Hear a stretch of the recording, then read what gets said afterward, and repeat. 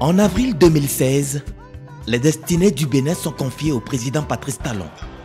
Après la formation du gouvernement, le ministre de l'Énergie effectue sa première descente le 9 avril.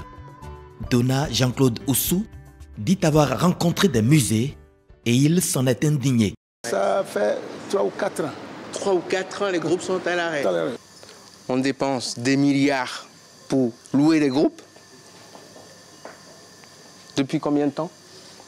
Depuis juillet 2014. D'accord. Alors qu'il nous faut simplement 10 milliards pour réhabiliter une trentaine de mégawatts. Et là, je suis en colère. Il n'y a pas de samedi, il n'y a pas de dimanche, si ça concerne le bien-être des Béninois. Et je veux que tout le monde se mobilise là-dessus. La mobilisation est à la hauteur du programme d'action du gouvernement. Une place de choix y est accordée au secteur de l'énergie, soit 10% des projets phares, tellement les souffrances des populations avant 2016 étaient nombreuses. 2 années plus tard, la colère s'est transformée en sourire, comme vous pouvez voir. Ça veut dire que des choses se passent, des bonnes choses se passent, grâce, je dirais, au leadership et à la volonté, l'engagement du chef de l'État. Mais avant, tant d'initiatives auront marqué la gouvernance Talon pour un mieux-être des populations. Avec un seul objectif fixé par le président de la République, c'était de tout faire pour que fin 2016, nos concitoyens puissent fêter avec la lumière dans tout le pays. Je ne vous dis pas que c'était un bras-le-bas de combat de tout faire pour atteindre cet objectif qui, a priori, pouvait sembler anodin, mais que d'énergie derrière pour y arriver, notamment au niveau de l'allocation des moyens de production très rapidement mobilisés, ce qui était historique dans notre pays, puisque nous avons atteint même une capacité de 180 mégawatts en location. Les projets à court, moyen et long terme vont de pair. Prochain chantier, la réhabilitation des centrales inactives. Au moment où je vous parle aujourd'hui, l'objectif a été atteint à 100% puisque les 30 mégawatts prévus à être réhabilités sont aujourd'hui opérationnels.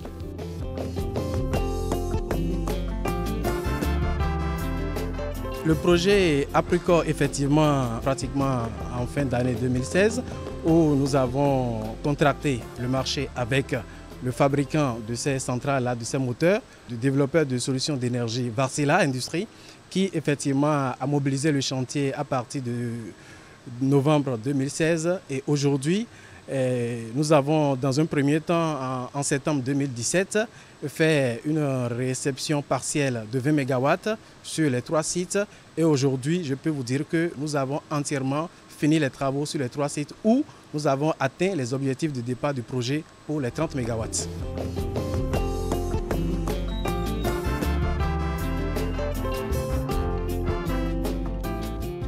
Ici, nous sommes à la centrale thermique de Parakou, comme vous le voyez. C'est une centrale qui est installée depuis 2005.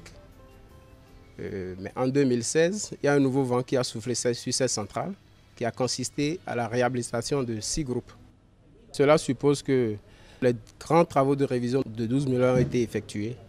Et cela suppose également qu'on a une puissance disponible de 12 MW. En matière d'électricité, on peut se frotter les mains parce qu'actuellement, à la pointe, Parakou a une demande de 12 MW.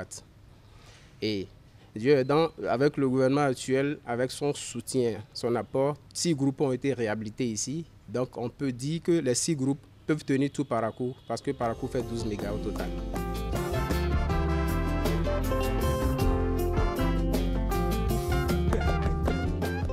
Dans le contrat de réhabilitation pour ce site de la centrale de Natitengou, il est prévu réhabiliter 4 machines sur 6 parce que les 2 autres sont hors d'usage et cannibalisées. Donc inutile de les réhabiliter. Donc les 4 autres qui sont en cours de réhabilitation ont été réhabilités depuis septembre 2017. On a réceptionné 3, le G1, le groupe 1, le groupe 2 et le groupe 4. Aujourd'hui par exemple, on est en train de réceptionner le 4e groupe qui est le groupe 3. C'est des groupes que j'ai suivi les travaux de réhabilitation avec les Indiens. Tout s'est bien passé, les normes sont respectées et aujourd'hui, bon, je peux déjà me réjouir pour dire que quand il y aura un déficit. Et du coup, on pourra facilement s'accrocher au réseau et fournir de l'énergie en quantité et en qualité à la population de Atakwa-Donga.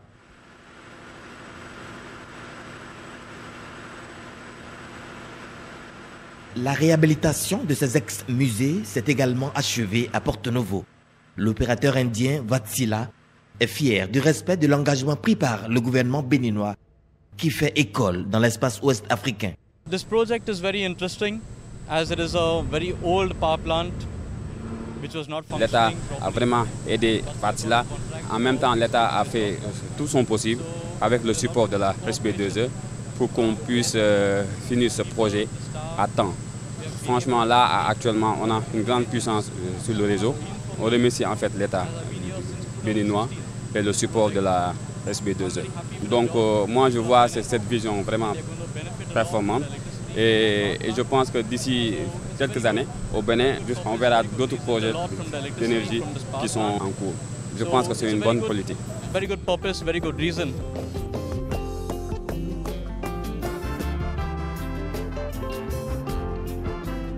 La vision du président Patrice Talon pour le Bénin est grande. Construire un pays énergiquement indépendant à l'horizon 2021. Un véritable changement de paradigme. Nous avons lancé un appel à proposition qui a permis donc de sélectionner des opérateurs pour la construction d'une centrale de 120 MW en producteur indépendant dont la clôture financière est en cours. Et le démarrage de cette nouvelle centrale est prévu pour le second semestre 2019. Mais très rapidement, nous avons constaté qu'il y avait des difficultés depuis des années pour mettre en place complètement un projet financé par la Banque islamique de développement, la Banque ouest-africaine de développement également, et la BIDC qui est la Banque de développement de la CEDEAO, 120 autres mégawatts. Alors, nous avons constaté par exemple pour les problèmes de dédommagement, ça fait des années que ça durait. Je me souviens avoir reçu les représentants des futurs dédommagés qui disaient que ça faisait 8 ans que ça durait. Sur instruction du chef de l'État, vous savez, cette question a été réglée en 4 mois. Les gens sont contents et nous avons pu commencer à dérouler très rapidement ce projet. Ainsi, le 29 septembre 2017 a été signé le contrat pour la construction de la centrale de 120 MW à Mariagleta, dans la commune d'Abomey-Calavi, département de l'Atlantique.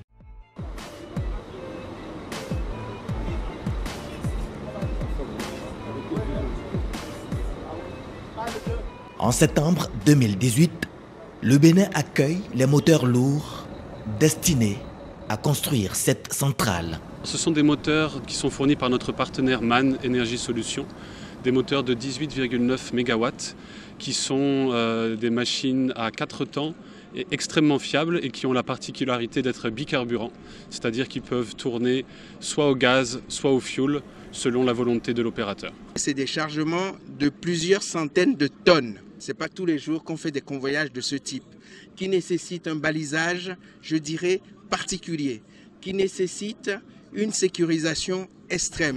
Il y a toutes les raisons aujourd'hui d'être optimiste que le Bénin est désormais sur une voie, je dirais, historique pour faire en sorte que toutes les souffrances que nos concitoyens ont rencontrées pendant des décennies doivent bientôt être conjuguées au passé.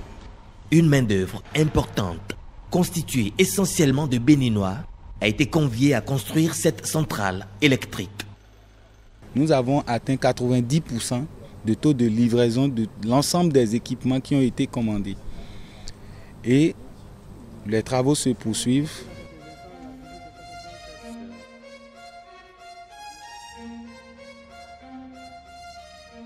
On est à 81% de réalisation physique sur le chantier.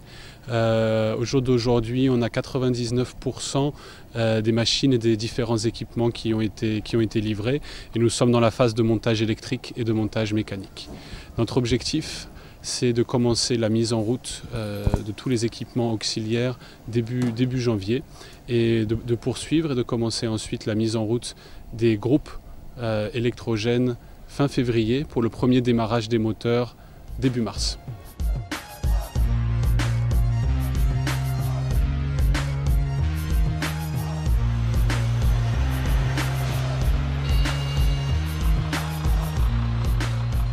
Nous avons un suivi journalier du DGSBE, un suivi hebdomadaire, mensuel et bimensuel du ministre de l'Énergie qui d'ailleurs tous les 2 mois est sur le terrain, et nous avons un suivi sans faille de la haute autorité qui, à chaque instant, lorsqu'il y a un blocage qui retarde ce projet, nous ne savons même pas d'où il a l'information, mais il fait les actions concrètes, et c'est ça qui fait qu'aujourd'hui, nous sommes en train de gérer un projet dont le niveau d'obstacle a été minimisé par le gouvernement.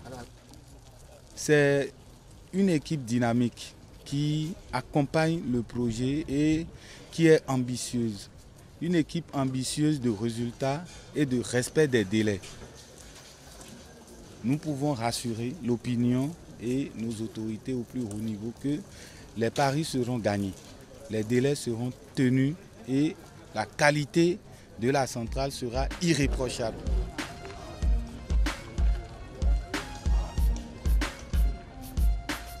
Maria Gleta 2 fonctionne de jour comme de nuit. L'usine revêt aujourd'hui un fort caractère social, puisque les retombées sont multiples et multiformes pour les populations. C'est essentiellement de la main-d'œuvre béninoise. Nous avons, je pense qu'au cours de l'été, nous avions jusqu'à 1000 personnes qui travaillaient sur le site lorsque nous étions au pic d'activité pour le génie civil. En ce moment, nous sommes à peu près à 600 et la main-d'œuvre est essentiellement béninoise. Tous nos partenaires pour la construction qui interviennent sur site sont des sociétés béninoises. On a 24 salles de classe qui sont en construction actuellement adossées à ce projet. On a une infirmerie, on a un centre pour la police républicaine, on a une route de plus de 3 km qui est en cours de construction, etc. On a plus de 20 km de réseaux d'extension électrique qui sont prévus dans la zone, et j'en passe des meilleurs. Déjà de la fierté de savoir que dans quelques mois, de cette petite localité d'Abomey-Calavi, et donc du département de l'Atlantique, nous allons chasser complètement l'obscurité du Bénin. Je voudrais saluer la maestra du chef de l'État et le leadership du ministre de l'Énergie. Je crois que vous avez compris que nous avons fini enfin de gérer le Bénin à la petite semaine. Et que maintenant, c'est de la méthode. C'est une bonne organisation. Et patiemment, nous allons vers une grande nation.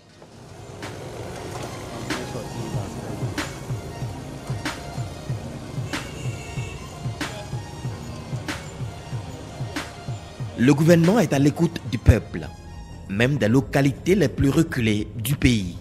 Cela se traduit par la mise en œuvre des activités de l'ABERM, Agence béninoise d'électrification rurale et de maîtrise d'énergie.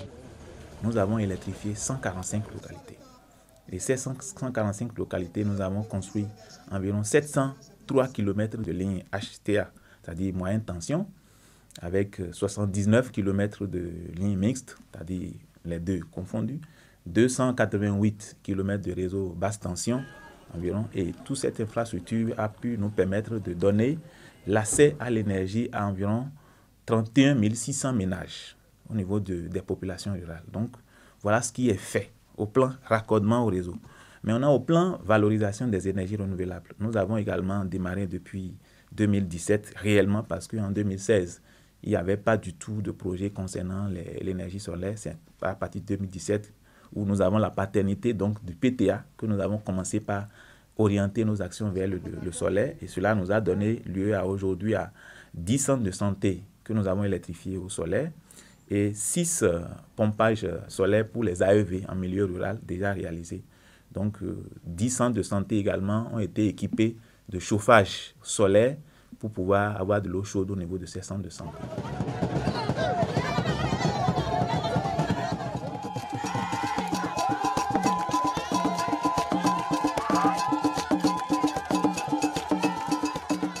En 2 ans, des milliers de ménages ont été impactés sur l'ensemble du territoire national. Aujourd'hui, les gens ont installé des centres d'informatique. On n'a plus besoin d'aller à Glazoué avant de faire la photocopie. Ici, il y a des buvettes qui fonctionnent normalement.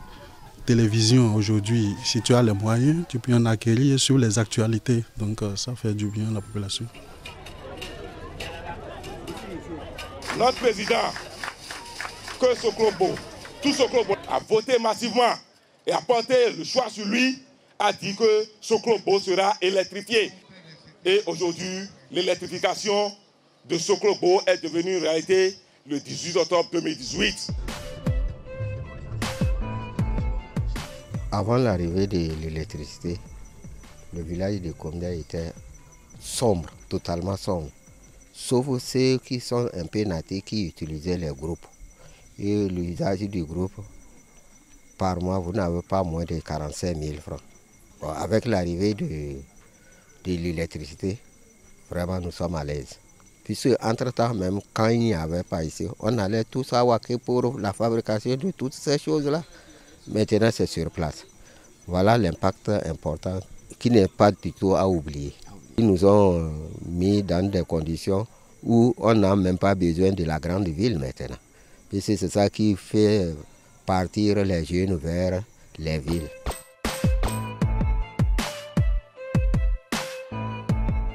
Depuis un moment, le délestage, les coupures intempestives sont conjuguées au passé. Avant, dès qu'il y a coupure, il y a de nos appareils de l'éclairage qui reçoivent des coups, mais depuis un moment, on ne remarque plus ces coupures intempestives.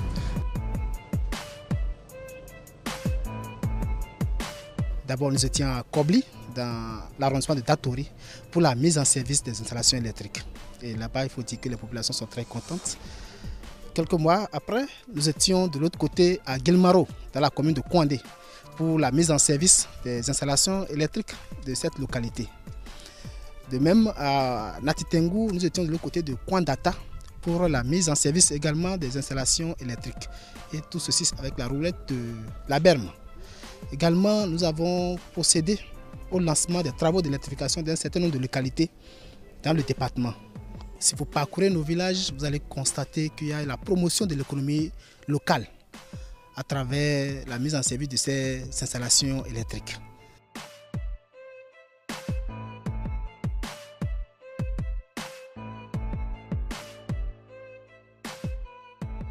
J'ai circulé pendant longtemps avec le directeur régional Ouémé Plateau sur ces axes-là. C'était dans l'obscurité. On était vraiment malheureux de vivre sur ces grands axes de Porto-Novo dans l'obscurité. Et aujourd'hui, le constat est là, c'est des axes éclairés. Et nous sommes heureux de vivre cela avec la communauté, toute la communauté de Porto-Novo. Je vous dis que la lumière était attendue et la lumière est là. Dans la capitale, on le ressent à travers l'éclairage de la plupart des grands axes. Et c'est le lieu de remercier le ministre de l'Énergie et le gouvernement pour cette décision qui a été prise et qui s'est traduite par les actions que la SBE a menées suite à cette décision et ces instructions.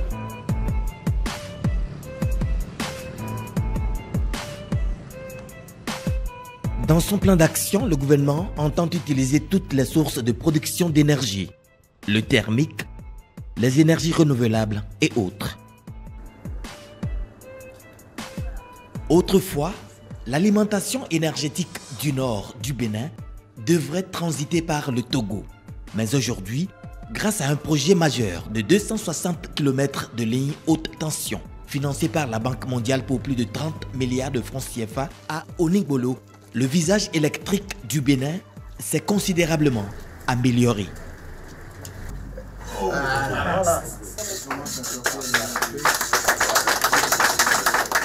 Nous avons vu tout à l'heure, dans la mise en œuvre de ces installations, quand on les a lancées, que très rapidement, la tension a évolué favorablement à un niveau plus qu'acceptable. Ce qui veut dire quoi? Qui veut dire que c'est la qualité au quotidien qui s'améliore. C'est la concrétisation du plan d'action du gouvernement qui avance. Et quand le PAG avance, je dis c'est le Bénin qui avance, grâce au soutien notamment de la Banque mondiale aujourd'hui et que j'attends encore demain plus encore parce qu'il y a beaucoup à faire. Je suis très impressionné et satisfait de la qualité des travaux. Et pour nous, la Banque mondiale, c'est vraiment un exemple concret de ce qu'on fait dans le monde pour combattre la pauvreté, pour apporter plus de services aux populations. C'est pour nous quand même une fierté parce que c'est un projet qui datait de très longtemps mais qui n'a pas eu l'attention que le gouvernement actuel lui a accordée. En 2 ans de gouvernance, le gouvernement a désormais le secteur de l'énergie en main. Les Béninois ont définitivement tourné dos au délestage. C'est un secteur dans lequel la vision du gouvernement est claire. C'est un secteur où des actions, des réformes sont de nature à donner une visibilité claire à nos concitoyens. Que ce soit des consommateurs de grande envergure, ce qu'on appelle les grands comptes, que ce soit les artisans, ou que ce soit les ménages. Nous avons un indicateur qui est très simple, qui n'est pas politique, qui est très pragmatique. Ce sont les nombres d'heures que tournent nos groupes électrogènes. Et si ces groupes électrogènes tournaient de manière étendue avant 2016, ils tournent aujourd'hui à une cadence environ sur Cotonou de 3 à 4% du temps. Nous sommes aujourd'hui entre 96 et 97% d'électricité achetée à la SB2E sur le site de Cotonou.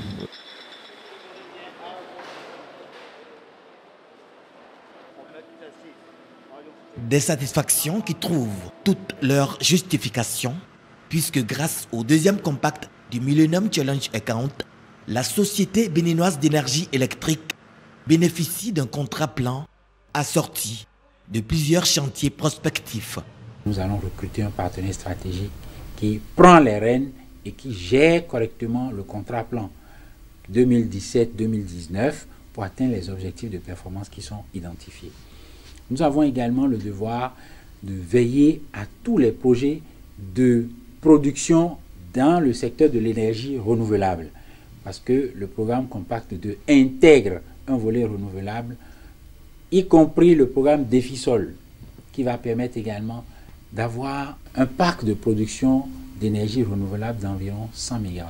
Nous avons signé avec un partenaire du Nigeria qu'on appelle Paras Energy, une puissance de transit, de complémentaire d'importation de 60 MW. Lorsque je prends par exemple le délai de raccordement d'un client, nous avons mis la barre où nous devons respecter les 15 jours maximum pour pouvoir alimenter un client dès qu'il fait la demande de compteur. Nous avons noté également des améliorations notables qui sont aujourd'hui indiscutables et qui confirment que ce secteur est non seulement sous contrôle, mais nous avons de plus en plus de résultats positifs. Je vous donne 2-3 exemples rapides. Nous avons constaté que la moyenne de coupure dans notre pays en 2015 était de 75 heures par an. Vous imaginez le nombre de jours que ça faisait? En moyenne, ça veut dire qu'il y a des endroits où c'est beaucoup plus et quelques endroits où c'est moins. En 2016, nous avons atteint 69,5. Ce n'est pas grand-chose, mais c'est déjà quelque chose. Mais à fin septembre 2018, l'étude qui a été faite dessus montre qu'on est autour de 17 heures l'an, temps moyen de coupure. Ça veut dire qu'en l'espace de 2 ans, on a divisé par plus de 4 fois ces souffrances de nos concitoyens.